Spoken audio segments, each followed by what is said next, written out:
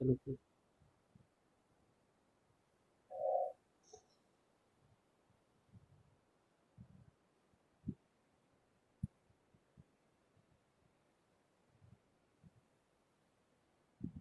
What is the use of solenoid? अगर ये question आता है तो तुम्हें ये आंसर लिखना है।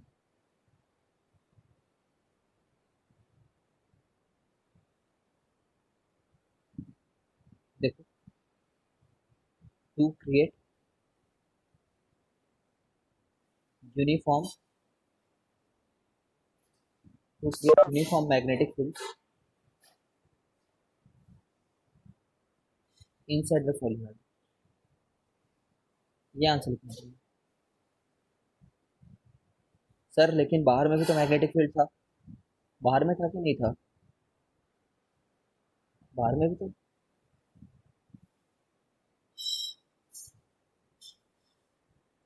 ठीक है, बट जब हम प्रैक्टिकली ना प्रैक्टिकली देखते हैं, प्रैक्टिकली मतलब समझ रहे हो ना, प्रैक्टिकली मतलब जब प्रैक्टिकल कर रहे हो, कोई मशीन बना दी है, कोई डिवाइस बना दी है, तो मैग्नेटिक फील्ड आउटसाइड जो रहता है वो लगभग जीरो रहता है।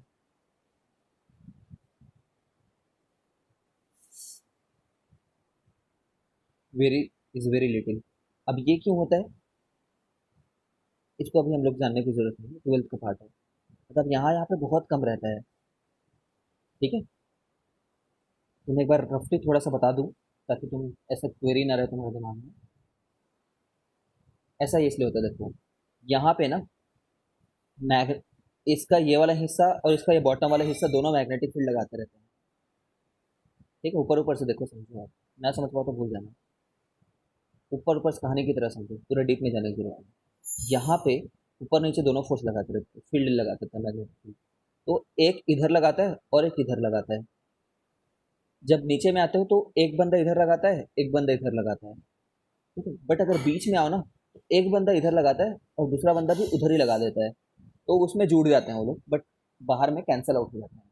ठीक है, इसलिए बाहर में बहुत लगभग जीरो रहता है, लगभग, वेरी लिटिल, ऑलमोस्ट जीरो के बराबर। ठीक है, लेकिन अंदर में मैग्नेटिक फील्ड रहता है। तो प्रैक्टिकली सोलेनोइड का यही काम है। ठीक है, लार्ज हेड्रॉन कोलाइडर सुना है? लार्ज हेड्रॉन कोलाइडर अंदर में बहुत ज्यादा रहता है।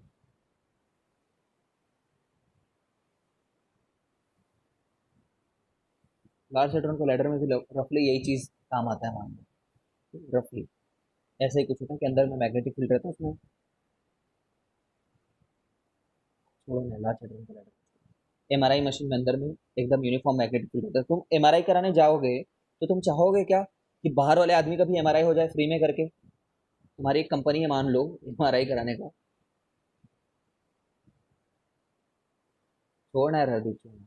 बाहर इसलिए जीरो होता है क्योंकि बाहर में एक सोलेनोइड के चलते फील्ड को ना जब निकालते हैं तो हम छोटा छोटा वायर का हिस्सा मानते हैं।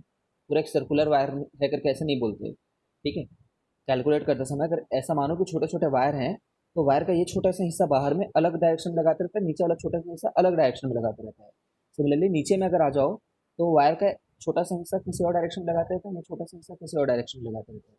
बट बीच में वायर के दोनों हिस्से एक ही डायरेक्शन में लगाते रहते हैं।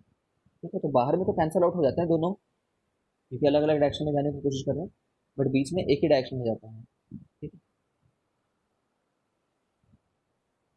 ये कंप्लीटली ट्वेल्थ का बात है। ट्वेल्थ में भी इसको समझाने में 15 मिनट लगते हैं। ठीक है, अभी इसलिए मैं कहानी की तरह समझा।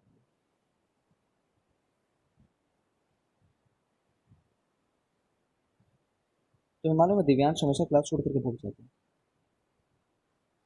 खेलने। उसका हो गया, उसका मन नहीं लगता पढ़ाई में।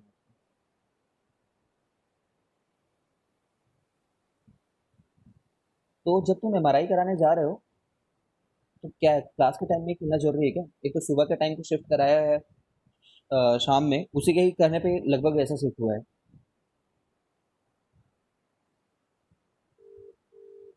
ठीक है, तो एमआरआई कराने जाओगे तो ऐसा तो नहीं होगा ना तुम चाहो कि तुम्हारे बगल वाले बंदे भी का एमआरआई हो जाए?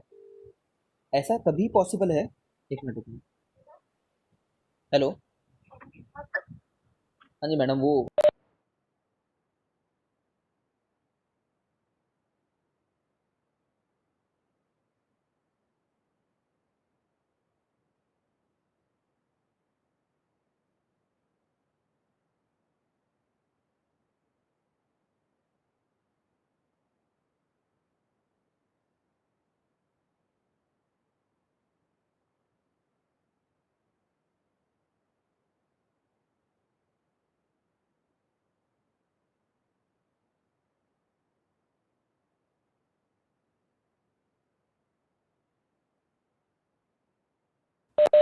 चलो यार, बहुत हुआ।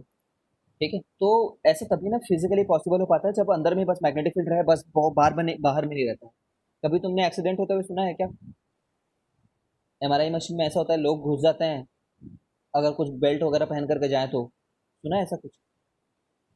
है तो ये मैग्नेट ना, अगर बार मैग्नेट की तरह बिहेव कर रहे करके बोल रहे हैं, इसका क्या मतलब हुआ? If it is behaving like a bar magnet then it is a magnet. तो ये बाहर वाले आदमी लोग को खींच लेता है, ये सब जानते हो क्या? अगर वो बेल्ट पहन करके गए हैं, कुछ हाथ में अंगूठी है, ये सब चीजें तो खींच लेता है वो। Have you heard of this thing?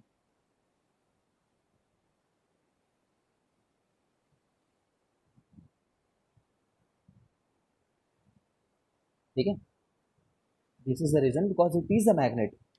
ठीक है, इट इज अ मैग्नेट बस। ठीक है, ओके, हो गया। अब तुम्हें समझ में आ रहा है आर्या कि इससे मैग्नेटाइज कैसे करते हैं, क्यों इसको यूज में लाते होंगे? एक इलेक्ट्रोमैग्नेट में क्यों लाते होंगे? Because it is a magnet. ठीक है, मैग्नेटिक फील्ड लाइन निकलती है वायर से। अब जब इसको इसमें किए रहते हो ना,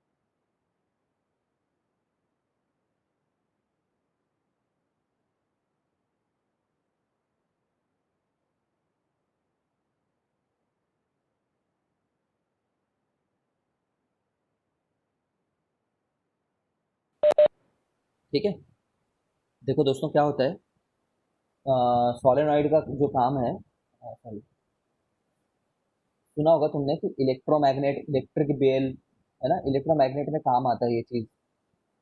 ठीक है, सोलेनॉइड, क्योंकि वो बीच में मैग्नेटिक फील्ड डालता है ना, तो खुद तो मैग्नेट की तरह बिहेव कर ही रहा है, खुद तो कर ही रहा है, लेकिन इसका जो अंदर का ये जो पार्ट है ना, ये भी मैग्नेट की तरह बन गया है। कोई बता सकता है ये अंदर वाला पार्ट कैसे मैग्नेट की तरह बन गया है, लोहा?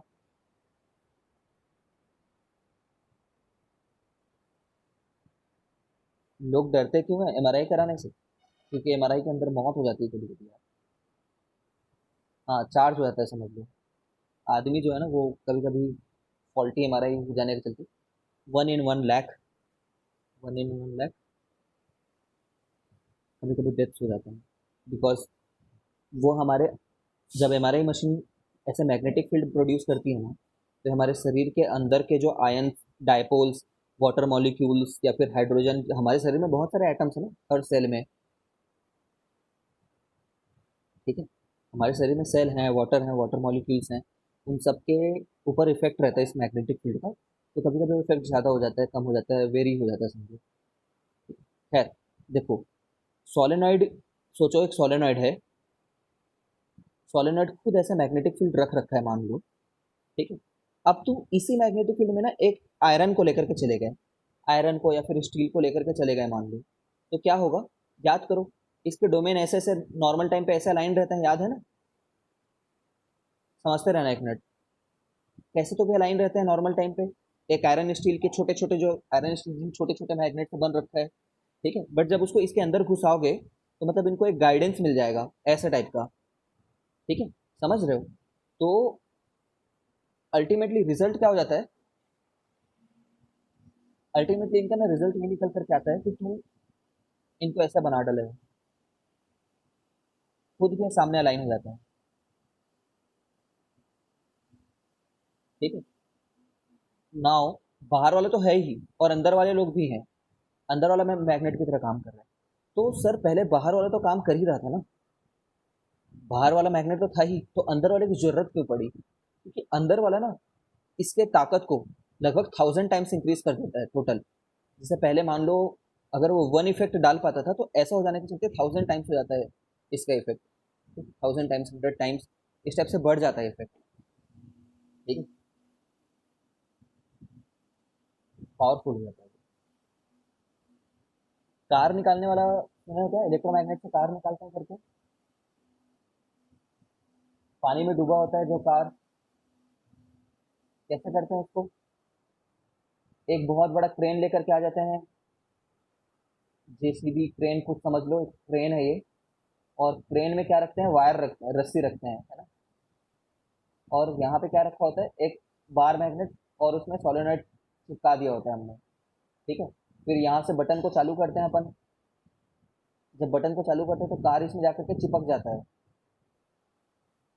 ठीक है, when you switch on the button, तो कार इस इलेक्ट्रोमैग्नेट में चिपक जाता है। उसको बाहर लेकर के आते हैं, फिर उठा करके, ठीक है, फिर बटन ऑफ कर देते हैं तो इलेक्ट्रोमैग्नेटिक छोड़ देता है। पढ़ना कभी इनके बारे में, सिलेबस में नहीं है ये वाला part, this is not in this. But uses जानेंगे नहीं तो साइंस में इंटरेस्ट नहीं आएगा।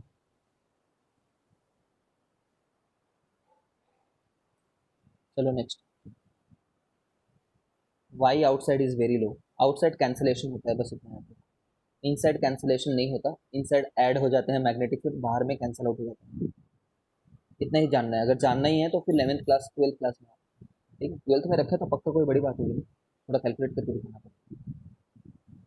After some calculation it comes out like.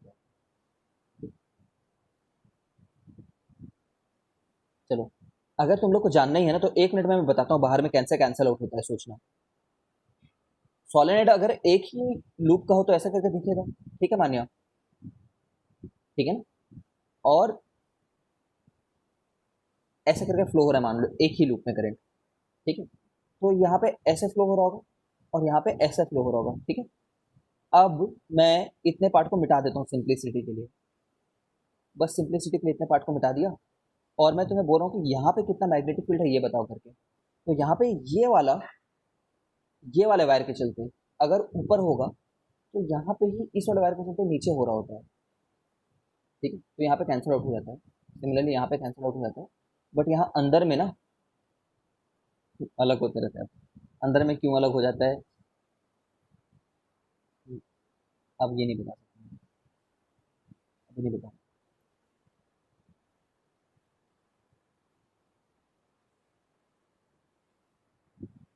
अब आते हैं इलेक्ट्रोमैग्नेटिक इंडक्शन। नेक्स्ट वीक तुम्हारा टेस्ट रहेगा इस चैप्टर का, जहाँ तक भी पढ़ लेंगे।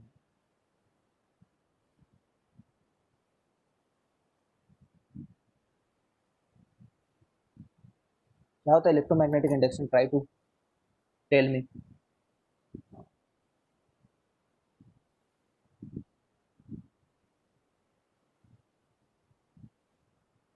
इलेक्ट्रोमैग्नेटिक इंडक्शन तो पढ़ेंगे ही। आई एम रियली सॉरी, एक पार्टिसिपेट कर दिया मैं, अच्छा उसमें देख लिया। इलेक्ट्रोमैग्नेटिक इंडक्शन से पहले कुछ और, फोर्स वाला करंट करेंगे आपका।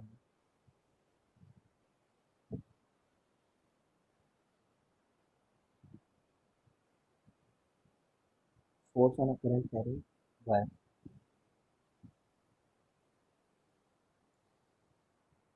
देखो अभी जो पढ़ रहे हैं ना, ये बहुत इंपॉर्टेंट पार्ट है, very very important part of this syllabus.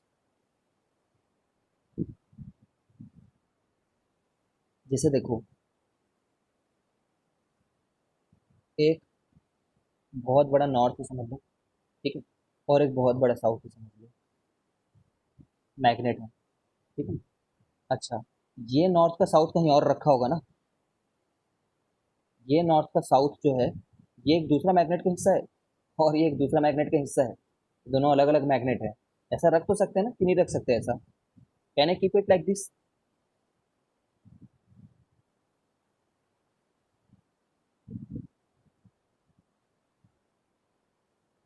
South south हो गया, मैं गलती गलती, ठीक है, ऐसा रख तो सकते हैं, ठीक है। ऐसा रखेंगे तो कैसा मैग्नेटिक फील्ड रहेगा जानते हो, ईस्ट नॉर्थ से निकलेगा, ईस्ट साउथ तक जाएगा। किसी को डाउट है क्या इस बात पे। Magnetic field lines originate from north and they end at south.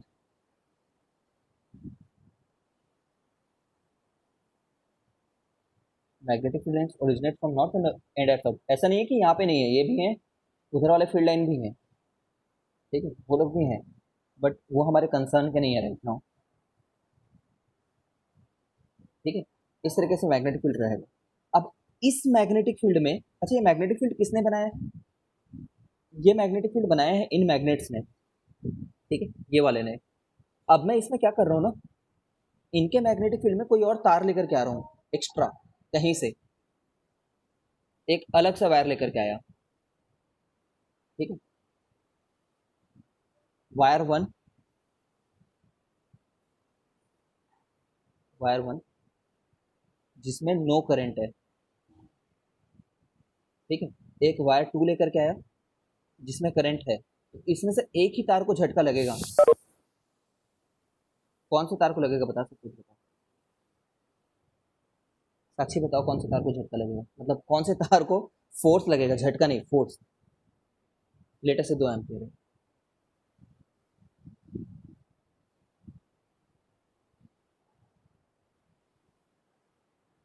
बताओ, ठीक है। याद रखना इस बात को कि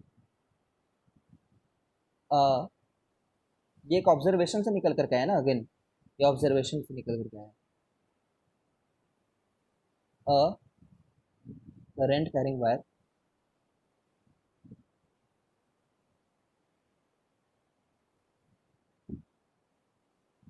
experiences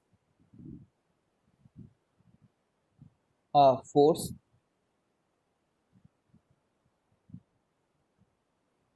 when placed in external magnetic field।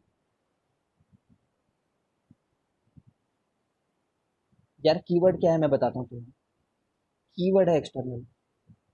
ये बताओ, ये वाला करंट, ये वाला मैग्नेटिक फील्ड इस वायर ने खुद बनाया है क्या? ये वाला मैग्नेटिक फील्ड इस वायर ने खुद बनाया है? नहीं, ये दूसरे के मैग्नेटिक फील्ड में है, ठीक है। तो एक्सटर्नल मैग्नेटिक फील्ड में रखने पे फोर्स लगता है। ऐसे तो जब हम एक इसको रखते हैं तो इसका मैग्नेटिक फील्ड तो खुद का रहता है, ये खुद से झटका लग जाता रहता है क्या इसको? खुद से झटका लग जाएगा खुद के फील्ड के चलते। बताओ, इसका खुद का फील्ड है कि नहीं है? है। इसको खुद झटका लगेगा?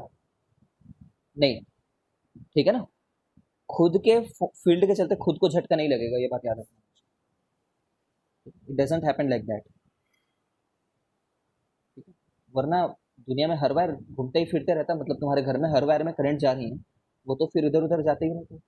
ऐसा नहीं होता, एक्सटर्नल मैग्नेटिक फील्ड में रखने पे फोर्स लगता है, ठीक है।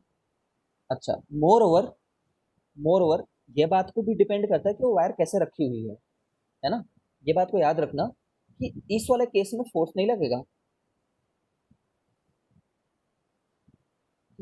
ऑब्जर्वेशन से ये पाया गया कि अगर मैं एक ऐसा रख दूं इस डायरेक्शन में करंट कैरिंग 2 एम्पियर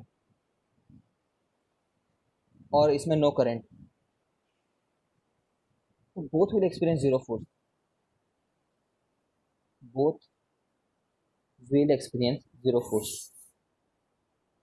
ये ऑब्जर्वेशन से निकल कर के आया, इसमें तुम और हम कुछ नहीं कर सकते। समझ रहे हो क्या? इसमें इसमें डिफरेंस बता सकता है कोई मेरे को? मतलब खुद फील तो कर पा रहे हो ना क्या डिफरेंस है? एक में करंट जो है और बी का डायरेक्शन अलग अलग है, दिस इज इंपॉर्टेंट। इसमें आई का डायरेक्शन अलग है, बी का डायरेक्शन अलग है, ठीक है। इसमें आई का जो डायरेक्शन है उसी डायरेक्शन में बी है। तो इफ द डायरेक्शन, ऐसे लिख दो, if I and B are parallel, parallel है ना दोनों, पैरेलल है। अच्छा चलो, यहाँ पे एक एंटी पैरेलल भी ले आओ, ठीक है। उल्टे डायरेक्शन में करंट ले आओ, मान लो 2 एम्पियर, सबको, है ना। All all will experience zero force, ऐसा होता है, एक्सपेरिमेंटल है ये। If I and B are parallel और anti parallel then force is zero, ठीक है।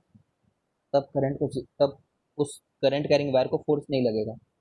तुम बता सकते हो कि अगर मैं एक फॉर्मूला बनाऊंगा, सोच के बताना, एक मैं फॉर्मूला बनाना चाह रहा हूँ, ठीक है।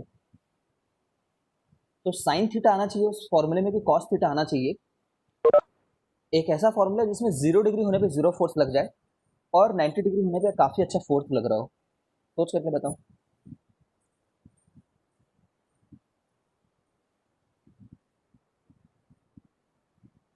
ठीक है, 0 डिग्री, यहाँ पे 0 डिग्री रखे हैं तो जीरो फोर्स, यहाँ पे 90 डिग्री है ना। तो कितने लोग ये बात को गेस कर सकते हैं? सोचो तो, जितना ज्यादा करंट होगा उतना फोर्स लगेगा। ये बात तो काफी लॉजिकल है ना। जितना ज्यादा करंट इस पे होगा उतना ज्यादा फोर्स लगेगा, क्योंकि उतना इंटरेक्ट कर रहा होगा वो, उतना उससे इंटरेक्ट करोगा। अच्छा, अगर ना तुम अच्छे स्टूडेंट हो तो समझने की कोशिश करो इस बात को। If you are able to grasp it, it's good. ये बी है और ये आई है, ठीक है। ऐसा होगा क्या कि करंट से बी इंटरेक्ट कर रहा होगा? सोचो तो, ये करंट इस बी से इंटरेक्ट कर रहा है, नहीं ऐसा नहीं होता है एक्चुअली में। ये वाले करंट के चलते भी जो मैग्नेटिक फील्ड है ना, ये मैग्नेटिक फील्ड इस वाले मैग्नेटिक फील्ड से इंटरेक्ट करते रहता है। समझ रहे हो? असली असली जो इंटरेक्शन हो रहा है यहाँ पे, रिपल्शन वाला इंटरेक्शन हो रहा है ना, वो मैग्नेटिक फील्ड और मैग्नेटिक फील्ड के बीच में हो रहा है। खैर, इस बात में हमारे सिलेबस से कोई लेना देना नहीं है। बस मैं तुम्हें बस ये बताने के लिए किया कि मैग्नेटिक फील्ड ही इंटरेक्ट करते रहते हैं। तो देखो, फोर्स उतना ज़्यादा होगा जितना करंट होगा, फोर्स उतना ज़्यादा होगा जितना बी होगा। एक और चीज़ पाई जाती है कि फोर्स उतना ज़्यादा होगा जितना इसकी लंबाई होगी, इस वाले की। ठीक है। अब इसको समझें कैसे? ज़्यादा लंबा तार ज़्यादा फोर्स कैसे समझें? सोचो, छोटा सा वायर को रख दो तो छोटा सा वायर क्या बोलेगा कि यार, सोचो ना, इस बात को इतना टफ नहीं है। इतना छोटा वायर रख देते तो छोटा सा वायर 10 एम्पियर अगर फ्लो, 2 एम्पियर लिया हमने, अगर इतना सा वायर बोले 2 एम्पियर मेरे से फ्लो हो रहा है, तो ये वाला छोटा सा वायर कितना एम्पियर फ्लो हो रहा है बोलेगा? 2 एम्पियर तो हर समय हर जगह से फ्लो हो रहा है ना। समझ रहे हो ना? At every point there is 2 ampere. ये वाला भी बोलेगा मेरे पास 2 एम्पियर है, ये वाला भी बोलेगा मेरे पास 2 एम्पियर है, और सब कोई उस मैग्नेटिक फील्ड को देख पा रहे होंगे। ठीक है, तो जितना ज्यादा तार लो उतने सारे लोग हो जाते हैं बोलने के लिए कि मेरे को फोर्स लग रहा है भाई, मेरे को भी फोर्स लग रहा है, वो छोटा सा हिस्सा बोल रहा है मेरे को भी लग रहा है। ठीक है। और जो फोर्स ऑफ पर इसके प्रोपोर्शन है साइन थीटा के। ठीक, ये फॉर्मूला हमारे सिलेबस में नहीं है। ठीक, एक्सपेरिमेंटल है यार लक्ष्य, लिटरली एक्सपेरिमेंटल है, ये वाले पार्ट को तो कुछ नहीं कर सकता। ऑब्जर्वेशनल है समझो। देख, लक्षित समझने के लिए तू ऐसा सोच, फिजिक्स कैसे बनाया होगा तू सोच। फिजिक्स ऐसा होगा क्या कि तूने कुछ फॉर्मूला बनाया, उसके हिसाब से दुनिया कैसे चल रही है ऐसा फिजिक्स को डेवलप किया गया होगा, या फिर ऑब्जर्वेशन देखे और उसको एक्सप्लेन करने के लिए हमने कोई फॉर्मूला बनाया, ऐसे बनाया? सोचो, in any sciences we see some observation and we try to explain that thing using mathematics or any other thing. So in this case we observe this thing, ठीक है, and we are trying to explain that thing। ठीक है? तो force जो है ना, bill sine theta निकल करके आता है। सुना होगा ये फॉर्मूला तुमने, bill sine theta, but this is not there in syllabus, but competitive में है। बट हाँ, ये है, इतना पार्ट तो है, इस पार्ट तो समझ में आना चाहिए इतना। ठीक, कोई भी समझ सकता।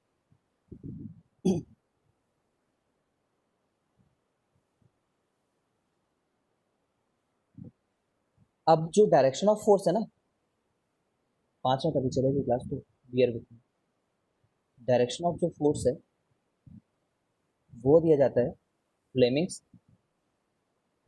लेफ्ट हैंड रूल से दिया जाता है, राइट हैंड रूल से दिया जाता है।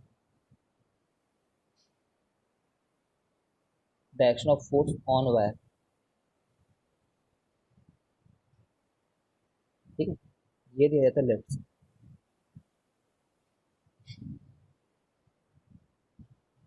जैसे भी याद करना है वैसे याद करना, फ्लेमिंग्स लेफ्ट हैंड रूल से दिया जाता है। ठीक है, ये क्या बोलते हैं लेफ्ट हैंड रूल? ये बोलता है कि इफ, ये देखो, कभी केएफसी गए हो क्या? लेफ्ट हैंड, पहले बात लेफ्ट हैंड यूज करना प्लीज। केएफसी गए हो क्या? वेज भी मिलता है, परेशान मत हो। वो डायग्राम को बनाने में मेरी जान निकल जाएगा यार, तो 2 उंगली ऐसे करके रहेगा। Not bad. पता नहीं कैसे रहता है, इसमें डायग्राम बहुत बुरी है यहाँ पे। तो केएफसी में, इसको तुम केएफसी बोलना चाह रहे थे लेकिन तुमने एमएफसी बोल दिया। ठीक है? क्या होता है फुल फॉर्म केएफसी का? इस तरीके से रखा है मैंने, ठीक है। जो सबसे ऊपर है वो थंब है, थंब, ठीक है। और ये फर्स्ट फिंगर है, थंब, फर्स्ट फिंगर, और ये मिडिल वाला फिंगर।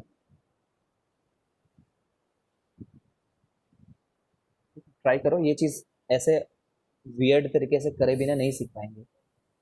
हाँ हाँ हाँ, ये सब यूट्यूब पे मिलेगा नहीं तो गूगल पे डायग्राम प्लीज, चलो बता दूंगा यार, परेशान मत हो। ठीक है, तो what is the thing which you are trying to learn कि एमएफ, अच्छा केएफसी का फॉर्म तो कोई बताया नहीं मेरे को।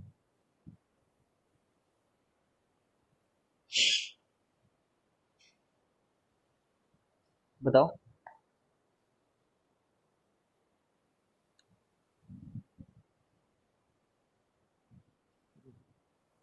केंटकी फ्राइड चिकन है, इसको याद आ गया है तो। हम लोग ऐसे याद रखेंगे, सी से तो करंट रहेगा, समझ सकते हो। एफ से क्या रहेगा, कोई बता सकता है? सी से करंट रहेगा, एफ से फोर्स नहीं रहेगा। फ्रेंड, एक जने तो फ्रेंड बोल दे रहा है। ठीक है, देखो एम से मोशन रहेगा, ये बात को याद रखना। एम से क्या रहेगा, मोशन।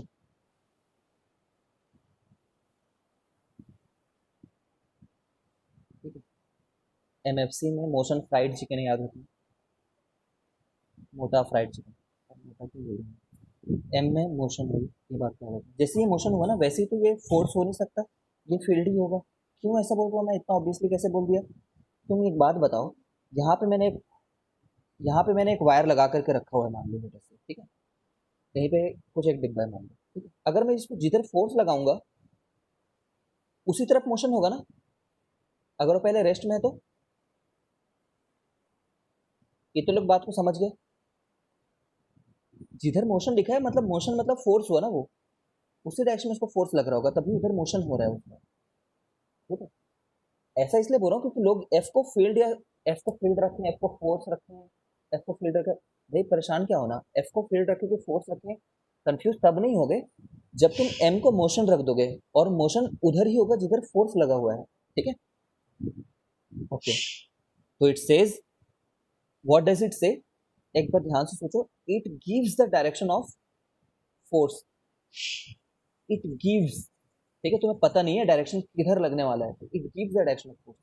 तो इसीलिए इफ, हमें एम तो पता करना ही है ना, तो if first finger is along, if first finger is along field and middle finger is along current, क्योंकि ये दोनों पता है, then thumb then thumb gives forces direction। ठीक है, डायरेक्शन ऑफ फोर्स,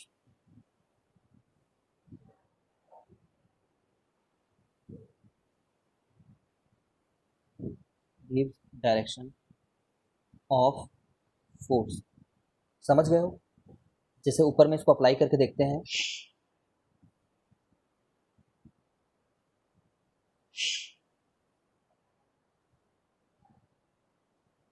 देखो पिछले वाले केस में क्या था, जल्दी जल्दी, पिछले वाले केस में इधर बी रखा हुआ था, इधर हमें क्या रखा हुआ था ऊपर की तरफ में, आई रखा हुआ था। ठीक है, तो अब तुम अपने फिंगर को उसके तरफ अलाइन करने की कोशिश करो प्लीज। ठीक है, हो सके तो। मैं इनको इनको अलाइन करूंगा, थंब को नहीं करूंगा, क्योंकि थंब से तो मुझे रिजल्ट मिलने वाला है। ठीक है, तो मैं हाथ में ना ट्राई किया करो, एम एफ सी लिख दो करके एक बार प्लीज, है ना।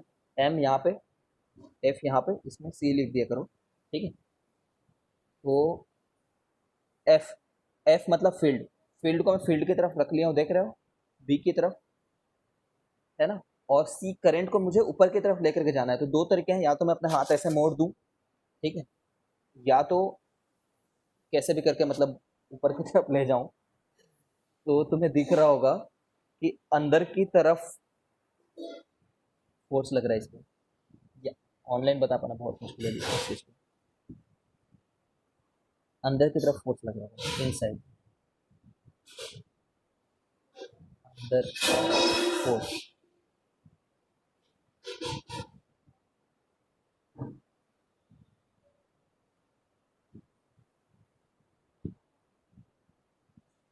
कितने लोग को समझ में आ गया होगा? अंदर मतलब हाँ टुवर्ड्स द स्क्रीन। किसी को नहीं आया होगा, वीडियो देखना प्लीज सर्च करना।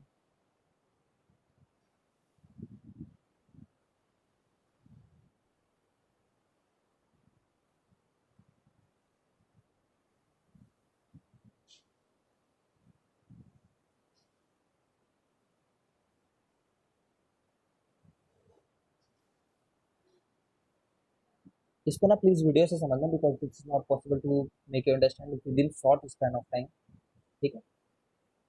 करंट का डायरेक्शन पॉजिटिव चार्ज का डायरेक्शन होता है, ये बात जानते हो ना? मतलब ये वाला वायर जो है ना, ये स्क्रीन के अंदर घुस जाता वैसे, ठीक है, वाकई घुस जाता। ऐसे ही अगर मैं एक प्रोटॉन को भेजूं, प्रोटॉन को, तो प्रोटॉन भी क्या होगा, प्रोटॉन का फ्लो तो करंट के फ्लो जैसा हुआ ना। Flow of charge is flow of current.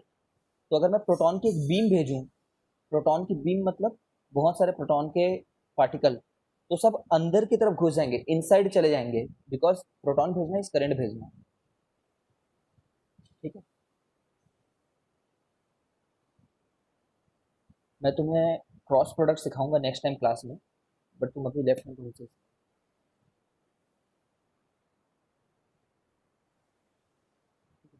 आज इतने ही रखना। यहाँ तक पूरा पढ़ कर क्या होगा, यहाँ तक जितने इसमें क्वेश्चन बना सकते हो बनाओ। And there will be test of, in the next class there will be definitely test. मैं मैथ्स वाले बता दिए ना, तो फिर बहुत अच्छी बात है। मैं मैथ्स वाले क्लास में टेस्ट ले लूंगा, फिजिक्स का याद रखना नेक्स्ट टाइम। तो मैग्नेटिज्म और इससे पहले क्या पढ़े थे, ऑप्टिक्स, वो दोनों कर लूंगा मैं।